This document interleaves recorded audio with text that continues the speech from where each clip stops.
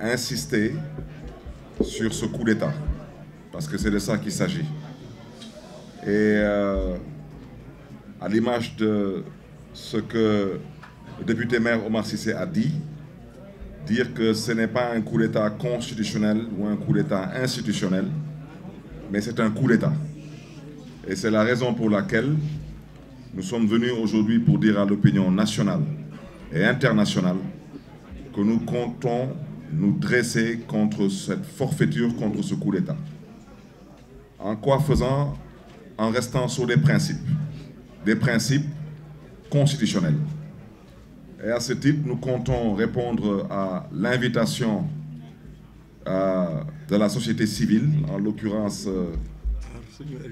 Aar Sunu Élection, pour dire que cette plateforme nous a conviés demain dans l'après-midi à une marche silencieuse pour pouvoir, au besoin, démontrer que le peuple sénégalais est contre ce coup d'État.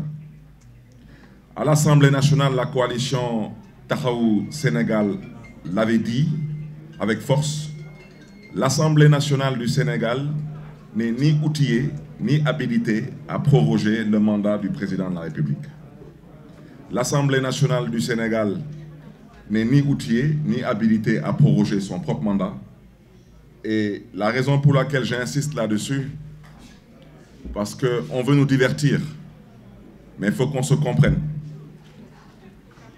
Dans quelques mois, si Macky Sall réussit son coup d'État, vous comprendrez aisément qu'il sera le seul maître à bord, parce qu'il aura les coudées franches pour dissoudre cette Assemblée nationale. Elle aura déjà fait ses 2 ans. Et je vous rappelle que bien avant le terme de ces 2 ans, M. Macky Sall a tenté de dissoudre cette Assemblée nationale.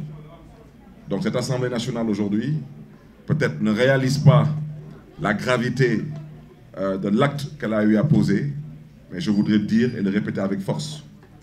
Nous sommes obligés de nous dresser aujourd'hui contre ce qui se fait, parce que ce qui se fait aura logiquement une suite.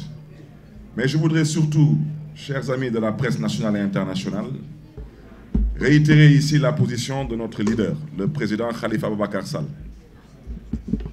M. Khalifa Ababacar Sall a toujours milité pour des élections inclusives et participatives, pour les élections claires, transparentes et démocratiques. Quand je parle d'élections, je parle d'élections locales, législatives et présidentielles.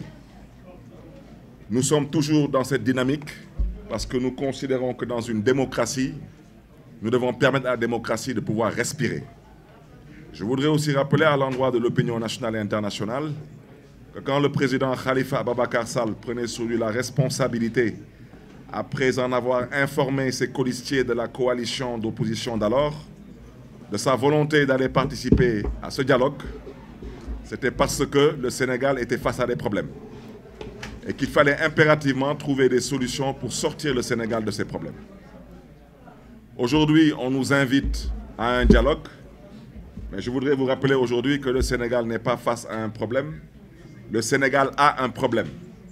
Et son problème se trouve être actuellement le président de la République. Donc il faut qu'on se comprenne. Ce dialogue, la coalition Taxawu Sénégal ne peut pas la cautionner ou y prendre part si c'est pour violer la Constitution. Il faut qu'on soit bien clair. Quand on devait aller au dialogue, quand on devait y aller, et on a eu à le dire là-bas, dire que notre position, c'est que les élections doivent être inclusives et participatives, qu'on doit organiser une élection et non une sélection, voire une élimination. Et ça reste toujours la position de principe de notre leader et de notre coalition. Donc, nous voulons aujourd'hui surtout appeler tous nos militants, tous nos sympathisants à rester sur leurs principes. C'est des principes de défense de la Constitution et des lois et textes en vigueur dans ce pays. Merci à vous.